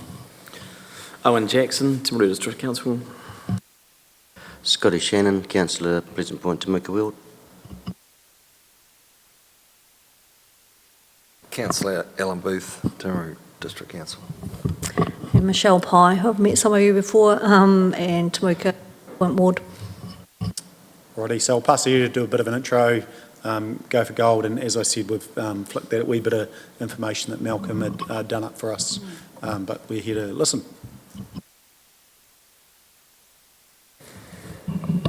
David Douglas is my name. I live in North Otago in the Kakadu Mountains. Andrew Simpson, I'm from the Mackenzie Basin, probably a disgruntled ratepayer up there a wee bit. And Simon Williamson, I'm through at Amarama. So I'm not sure how long you've got, but it's really bigger picture stuff. You're probably aware we've been to see your mayor. We've met the mayor and the full council of Waitaki District, the mayor and the deputy mayor and the CEO of Waimati, the mayor and the CEO of Fairley. We're meeting the full Ashburton Council tomorrow and meeting the full Selwyn Council on the 16th. And we're promoting to form a unitary authority from the Waitaki District to Selwyn. There seems to be a lot of views on whether Selwyn should be in it or whether I want to be in it, and that may be determined in the future if the Christchurch City decide they want to form a unitary authority. Obviously there'll be discussion then, but we just, every mayor we talk to and councillors, they all say that the present model is unsustainable, and we fully agree with that. And we think the time, we've got Dunedin City and Christchurch City now making decisions on our behalf that are based on, in some cases, party political lines, which, regardless of your political affiliations, we think all these consents and discussions should be based on merit and should be in the best interest of the district, and we feel there's been decisions being made on our behalf, and the last one being talk of co-governance, the Waitaki River, and our mayor, if I read about it in the paper, no one even bothered to read it, decided by people in Christchurch and Dunedin, not so much who's involved in the co-governance, the fact that these decisions are being made without any input from our district. And our view is when you've got 70% plus of the hydropower and 70% plus of irrigation in the areas we're talking about, and decisions being made on our areas outside our district, the time has come to take control of our destiny, not to mention the costs that could be saved. Obviously there's work got to be done on that, and if we go out to the wider population, they have to see the figures, and it has to be proven to them that their rates aren't going to be increasing at a rate that they are now. And we believe with the duplication, and it's got to be done in the first instance, we believe, by the councils. If we don't do this thing properly and the homework's not put in it, it'll fall over. And we have one chance at this, and the feedback we're getting at this stage, and even people ringing up out of the blue, people I've never met before ringing up and aren't at all happy with what's happening at the regional level, and they believe the time has come for us to do something about it. Perhaps I could add that a lot of the cost, in my opinion, is the cost of compliance and the cost of consenting has got right out of kilter, and in our district I know to attract new business, and we can only grow our district through attracting new business into it. We can't attract it because we have a council that is subservient to NGOs at the moment, and they're not looking after our ratepayers. And you've got rules from ECAN that are not aligned with our local district rules, and that becomes quite problematic. We've just been through a consenting process for a solar farm, and it's the discrepancy from ECAN to Mackenzie District Council rules are very, very problematic for a project like that to get off the ground. So I just think that there's an opportunity now to reset the boundaries, and I'm saying it's not when they get it's not if they get reset, it's when they get reset. And I would allude to the fact that if an earthquake, which is predicted to go off along the main divide, happens, it's 50% chance it's going to happen in the next 70 years. If we don't realign our boundaries before that happens, it will end up with 2 councils in the South Island. There'll be one run from Christchurch and one run from Dunedin, because all of the small councils will fold. They don't have the infrastructure or the capacity to deal with a major event, in my opinion. But we've got a chance now to put that right.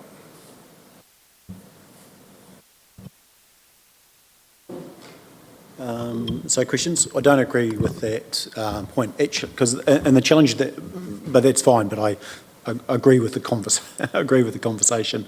And you know, I've seen that stuff out from Malcolm and that the team here have got as well around the challenges of stepping through this. But it goes back to, and I sort of tried to define it a little bit with these guys, but the problem that you're trying to solve, and part of the problem that we're trying to solve is the challenge that we just talked about before around how you influence the regional policy statement and the flow-on effect. We've had a strategy day to day, effectively, where we've talked about growth and things, and then the same challenge that we have, or that you have, that people sitting around that table in Christchurch have a lot of influence on what happens in our districts. I think the challenge, though, that you have when you have such wide boundary lines is that a lot of the stuff that we talked about today wouldn't be achievable within such a wide boundary unitary. But there's different ways to achieve unitary effectively, and I think this is a long conversation. This isn't going to happen quickly, but you can have 1 or 2 councils pick up the unitary on behalf of other.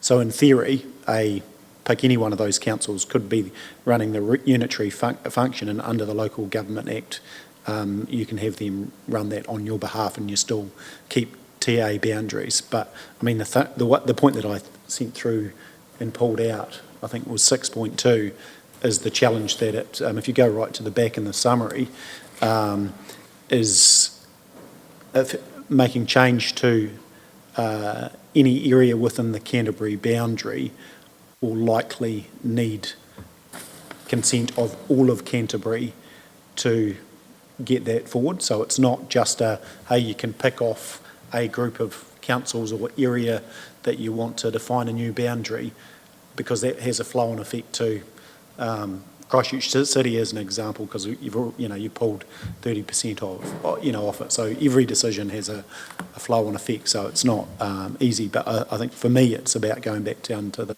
problem, which we are 100% in it.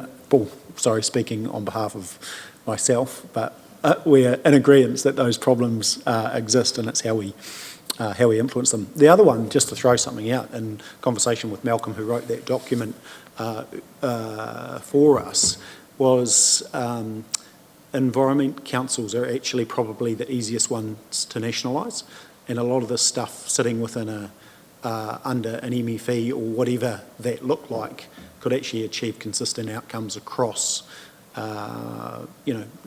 It may be a stretch too far, but that's actually a way to achieve it. So you've got consistency in policy at a national level, and then the next step is TA, so you're actually removing that altogether.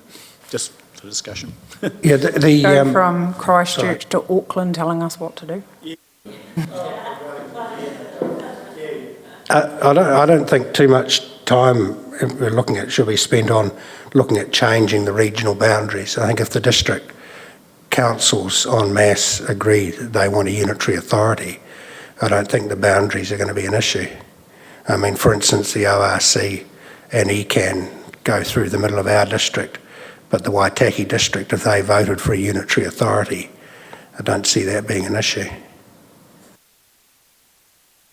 I think the challenge that you've got is, as an example, Waitaki, Timaru, Ashburton are similar in that we all have industrial parks. We're all effectively competing against one another for business, which has a flow-on effect to your community and well-being. And so you put that all together, who's making the decisions for which area, so that's the challenge that you get from bringing that all together. It's that local voice and trying to influence outcomes that are important for what was the Timaru district. Yeah, I mean, you look at, there's a brand new industrial large area in Oamaru, and you look at the businesses that have built the buildings there, they're mostly nationwide businesses, Timaru businesses. I don't really see that being an issue, to be honest. We've got Te Pāri and we've got all the tractor agencies that are in all the towns and from Ashburton down. I don't see that as being a biggie, to be honest. I don't think they are competing against each other. So you're talking about the whole South Island? Disagree, but Alan, go for it. We're talking Selwyn district, Ashburton district, Timaru, Mackenzie, Waimate and Waitaki. Probably part of Selwyn, because you would imagine Rolleston would stay with Christchurch, I imagine. And one of the biggest things I think we've got to get our head around is that no one's losing, it's just how you are represented, and whether it's an award system or that's in the fine print of how this is all set up originally. I mean, there's a lot of people are saying if Selwyn was, maybe the logical thing would be up to the Selwyn River. But again, if Christchurch wanted to proceed with a unitary authority, that would all be sorted. Yeah, myself, wholly supportive of this discussion. I think the other part of that answer you're talking about, me and Nigel, is not just that the boundaries of the TAs that would like potentially to form a new authority, but there's those that within the regional authority currently that then also lose those TAs from their authority. So the impact it has on them as well, not just the impacts of those within the whole authority.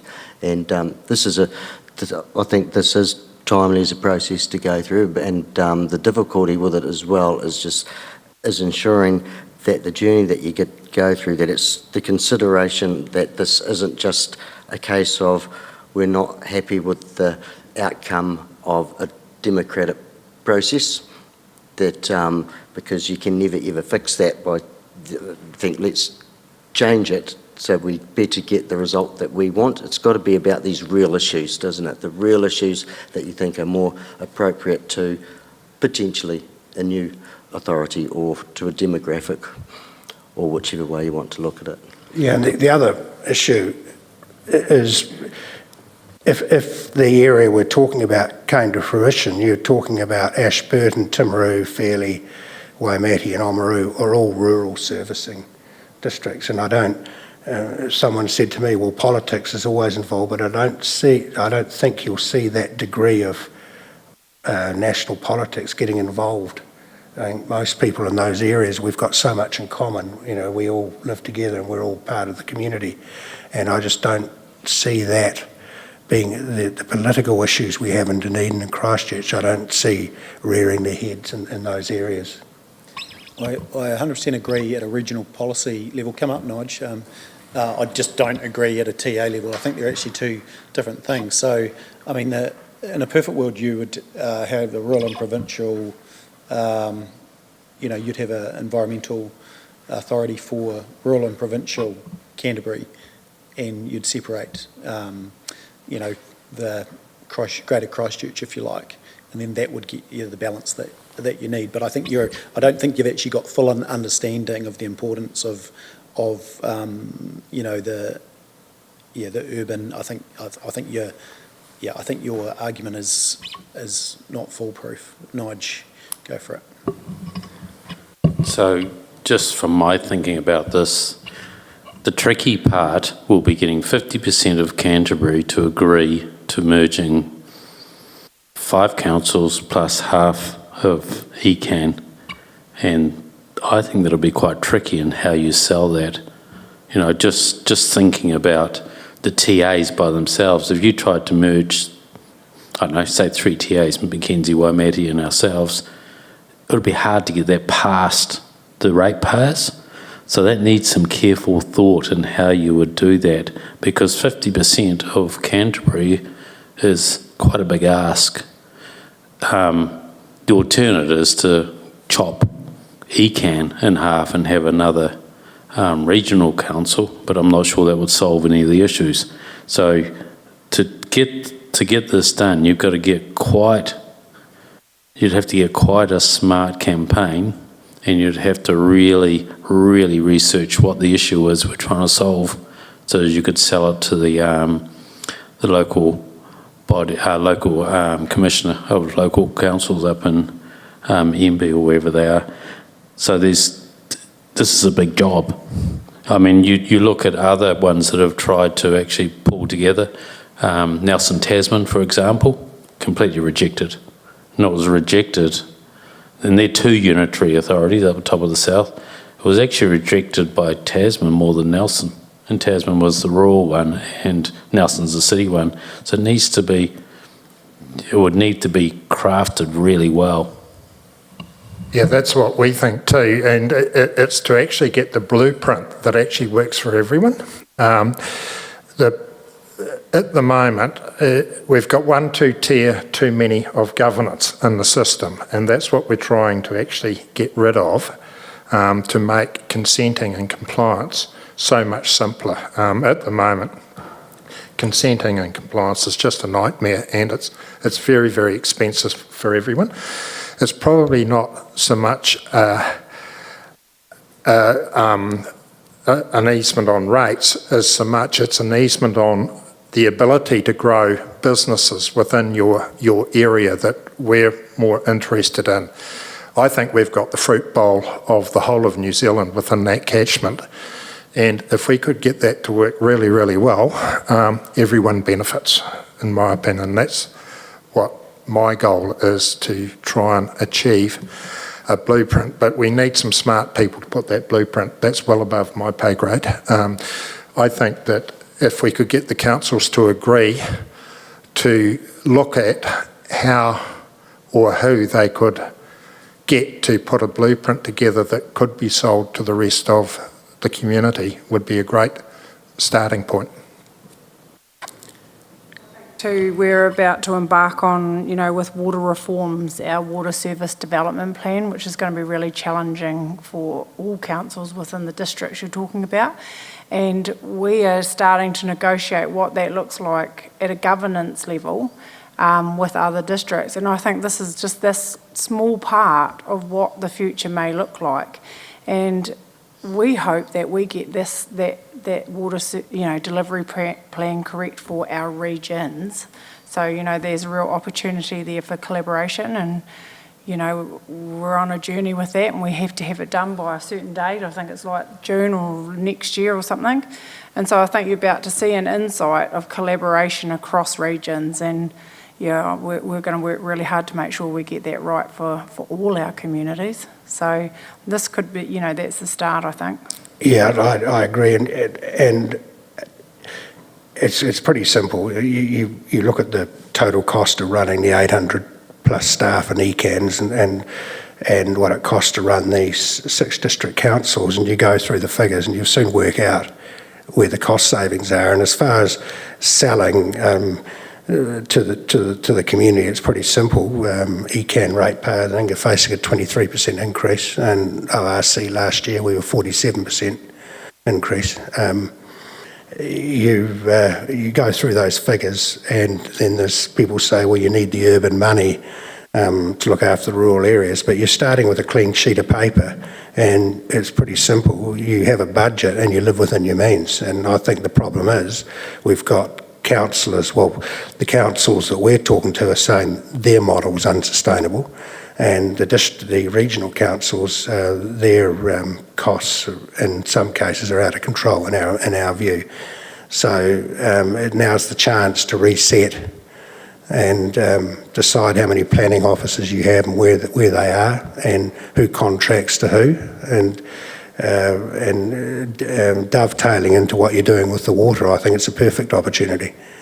If the figures don't stack up, it's not going to work. I mean, the ratepayers aren't going to be. They want to see the proof. They want a solid business case, and our view is that the councils have got.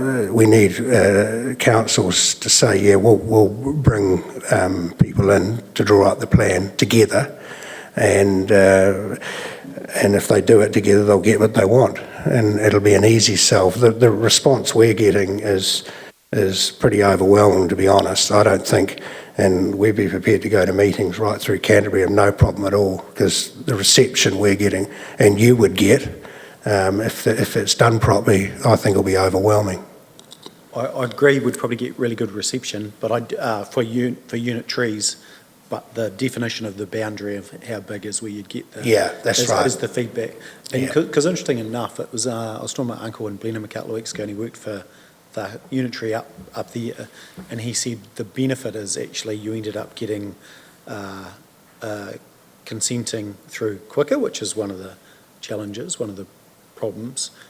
There was probably a lack of environment at some cost to the environment, probably.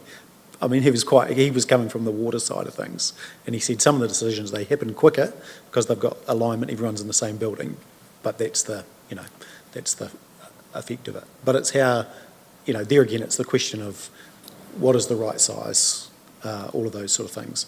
And a lot of those functions can be done through shared service arrangements. Some do this activity, some do that activity. There's a million ways to throw these things. And you've all got the river systems. I mean, you've got the Rangitata, Rakaia, and the Waitaki. Very similar, irregular, so much in common. I think what I go back to, and I addressed that in the email, is around defining the problem, but be careful to rush to the exact solution. So what are the options of solutions? And one will be unitary across a wider. One might be, a breakdown of TA boundaries and different ones doing function of, legislative function of council. But there'll be a myriad of options to be considered. And that's why it's important that the councils all have buy-in into how it's set up and the rules, so that it's a solid document before it goes anywhere. I see in today's Ashburton Guardian, you may have seen it, and Christchurch are talking about going it alone anyway. Yeah, Christchurch have been thinking, I believe, for some time under the last CE, and it'll be similar challenges, similar frustrations, ironically enough, from having probably a divide around their table that's similar around the ECAN table. I mean, it'd be very easy to take the easy route and run a Brexit campaign with big headliners, millions spent here and millions lost there, consenting, etc. But I mean, what stuff Brexit was, they took the vote before they did the negotiation. And I think the key here is if you guys get together and come up with a satisfactory arrangement. And I always say where there's a will, there's a way. And I made the comment to you, my worry at the beginning was turkeys don't vote for an early Christmas, but I've changed my view on some of the people I've met. I think they can see the bigger picture. There's also the residual Kaikoura, Huranui and North Canterbury, because they also will get a vote, and then they would have to think about how they organise themselves as well. don't think they will get a vote. I think if, and I could be proven wrong, my understanding is if you had the 5 or 6 districts that we mentioned have come together with a proposal, no one else gets a vote. You know, the whole of ECAN will... I'm not sure about that. Yeah, so our view is that, or from the advice that we've got so far, which is that it's because it affects all of Canterbury, so you need a solution for all of Canterbury. You can't just have the 800 staff employed by ECAN now, them just operating for a smaller region. So there's a consequence of every decision, obviously. So it's likely to be in all of Canterbury conversation. That might be that there's solutions within that. It's Christchurch and North Canterbury, but there again, I mean, North Canterbury are, working quite hard on what the water stuff looks like for them, for the appropriate solutions for their 3 districts working together, but trying to get the outcomes that they seek. And I think this is the challenge that you've... Yeah. It won't, and I stand to be corrected, but my understanding is if these districts came together with a solid proposal with full support and went to the Minister, then there's the whole of Canterbury doesn't get to vote on it. Yeah, because ECAN's involved, they do. Yeah, so you're changing ECAN is what you're doing. So that's the view that we've got. I think that ECAN are of the thinking that I've talked to Peter Scott and Nick Ward, and they're of the opinion that it's going to happen at some stage at any rate, and the sooner we do something, the better. Had feedback from Tom Lambie as well, and he, Commissioner of ECAN, when he was there, he was very supportive of the whole idea as well. So it's not as though they don't know that this is happening. ECAN are, in my opinion, probably quite dysfunctional at the moment, and I don't know whether they can last without statutory management again. I don't know, but something's going to happen in that scene there as well. I also think there's a natural swing, probably north of Christchurch. They swing more north to Kaikoura and that way rather than this way. No, totally, but this still affects them, that's the thing. So it's not just a unitary and then the rest of Canterbury can do something. There needs to be a solution for everyone. For them as well. Yeah. Just getting back to that, you're suggesting that all the Christchurch city ratepayers get to vote on it. Yeah. I would thought consulting was in the Act, but not the vote. No, 10% across all of Canterbury it'll be. I think just whatever the threshold is. No, 50%. So it's all of Canterbury. So the Canterbury region. Canterbury region, that's our interpretation. Yeah. Yeah. Which is right for Kaikoura. Yeah. Down to Waitaki. So, I'll have to do some homework on that because it's not my understanding that if the 5 or 6 unit authorities came together and came with a proposal to the Minister. We worked out roughly it gives you about to 130,000 So votes. what the process is that... What the process is, you come up with the proposal that goes to the Commissioner, and the Commissioner decides whether that should be consulted on or not, and then there's a vote. And the vote has to affect all the people affected. When you bring ECAN in, that means all of Canterbury's affected. And the Minister can call area. Sorry? I mean, if you're going to change the area, it's the affected area that gets voted on. So Canterbury or Christchurch City is not affected. It's actually... They would be Because, yeah, exactly, yeah. They don't want us to leave. So they have a vote. The Minister has the power to call it in. The ministers won't want to jump in on this unless there's overwhelming support. They So if you had politically have said they overwhelming don't. support from the Yeah, I five. know, but but that's what you need because otherwise they don't want to touch If you local had government because it's- overwhelming support from 6 district councils. Just you'd remember fight. the last government that wanted to reform local government, which under the 3 waters, didn't end well for them. So they don't want to touch this. It's a political minefield. So it would have to be community up to get change here. So if you had 6 district councils agreeing at a proposal and put it up, then I suggest you'd get strong political support for it. Yeah. What I'm trying to say, it has to go to a vote. Okay. And is the vote of all of Canterbury. The minister can call it in at any time.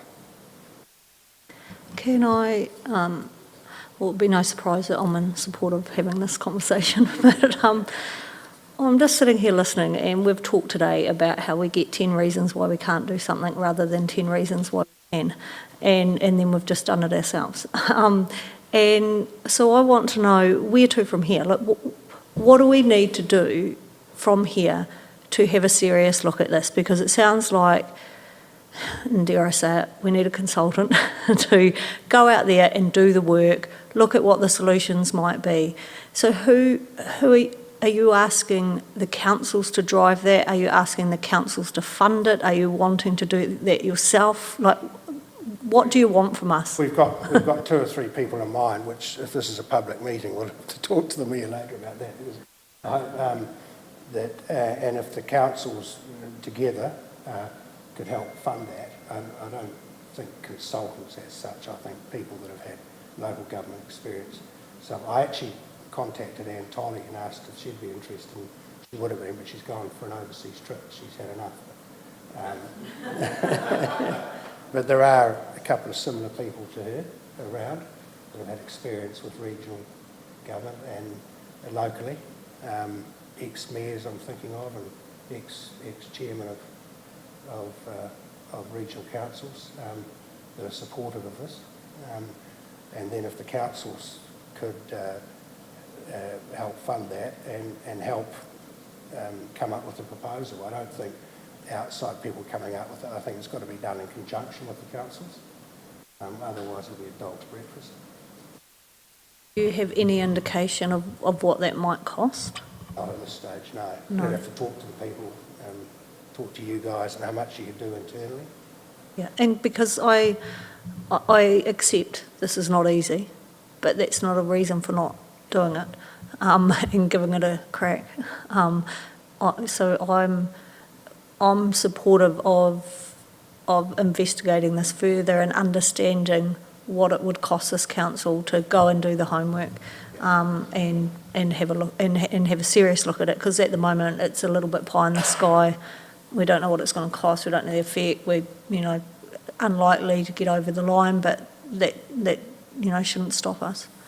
But that's only my personal view, and I'm very conflicted and biased. I guess the local government commissioners, they've set out some tasks that you're required to fulfil prior to going to a vote. So I guess that's whatever. If that was a head of person, that's what they would do. They'd start trying to fill out those, fill in the gaps and get the application. I mean, it's got to go through that before they'll let you go to the next stage. That's absolutely right. And the key to this would be getting somebody that can put that blueprint together. And I would suggest that would be workshopped with one person who is employed to do a lot of the groundwork, and then it's workshopped amongst all of the councillors to come up with a proposal where every council gets buy-in. If we leave one council out, it's not a runner. So we've got to take everyone with us. And first off the rungs is local councils, if we can get them all on board and agreeing to the blueprint, and then you go out to the public and sell it. I just feel having the conversations are important anyway after our discussions today, and it could be that something comes out of this that nobody expected, that's actually, the plan A might not work, but we might come up with a really good plan B that we can run with. And what that looks like, I don't know, but like I said, I'm supportive of having the conversation and investigating further, subject to understanding how much that's going to cost us. Absolutely. Yeah. Have we got a blueprint for somebody else done it? Have they actually done it and got the thing across the line? So, The last time it happened was the top of the south, wasn't it? And that was after commissioners in the regional council? Yeah. are you talking about trying to change the boundaries? No, I'm just talking the last time these discussions have happened. Oh, sorry. Yeah, no, in general, yeah. Auckland did it. Yeah, no, it was a, The last one was Auckland. Auckland, yeah. On the Oh, Medicity, yeah. yeah. The big But- merger. But I feel the discussions that we're going to have Well, no, along the the way are the- going to be so important. Well, the discussions are really important because, I mean, it's on the back of our concerns with RPS. It's, you know, what's, there again, it's the same, and this is part of the process, is actually there again, defining the problem and then look at what are the potential solutions to that problem. And there's numerous, yeah. So just thinking about a way forward, is the way forward that these gentlemen go away, define the problem, and bring it back to the various councils to accept or not, or do we do that as a workshop with all of the you know, I'm struggling to see what the next step from here, other than everyone going away, going, oh, that was nice, and doing nothing. Can I suggest some steps? Is that potentially the 5 or 6 councils, the mayors get together and say, are we in with this? If we are, we find the resource. The resource needs to start with these gentlemen to writing down what is the problem that you're seeing, and then they can finesse that, and then we can start getting on our way. How about that for a potential starter for 10? You do have in this area the CEO of Waimate that's done these sorts of amalgamations before in Australia, and he would be a huge source of knowledge to figure out next steps, in my opinion. They indicated to us that they don't have a lot of resources, but he would indicated that he was prepared to put in some time into looking over a blueprint of how it can work. So there is some knowledge within your groups at any rate that we really need to harness and embrace. So back to the next steps. I'm happy to talk with the other. So who haven't you got in front of as far as that?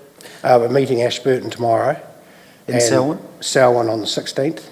Okay. And Mackenzie on the 27th. That's the full council. Yeah, well, I'll see what the next time in that we're meeting together. So once you've had those conversations with everyone, we can pick up that. But if you want to start, I mean, I done a tiny little bit of work, but very quickly around the problem definition. And there, yeah, and I mean, part of this is actually, you know, it's part of our feedback to the, you know, to ECAN is, you know, we still have to, in fairness to the current regime, if you like, go back to them with the concerns that we have. This isn't working for us. So, but we need to know exactly the problem. As, you know, if you're comfortable in doing that for us. Yeah. It's not working for you, though, neither is it. Oh, no, look, today's been around that, or certainly, not today, but certainly the last conversation is, concerns, yeah, for sure. I mean, obviously, we need the figures on the rate take for the entire area, what the entire rates for the 6 district councils and the rates that ORC and ECANs are taking out of those areas, all that sort of stuff. I guess though, David, that'll come down to that person who's putting that blueprint together, and they need to be talking to the councils, you know, whether it's someone, the CEO or someone, and when they establish that blueprint, that'll all be a part of it.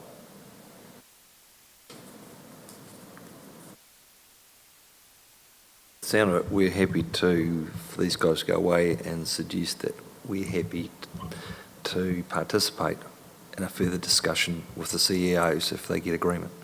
Yeah, 100%, yeah. Okay. I think we all agree that the system needs to improve. As far as we're concerned, I'm sure there's a lot of people out there that are comfortable with the system for whatever reason, and that's the point that Scotty made around democracy, isn't it? Just laughing because some of my notes on before today was we all agree the system's broken, but none of us are suggesting how to fix it. No, that's it. So a lot of But it's those, starting with the problem. Yeah.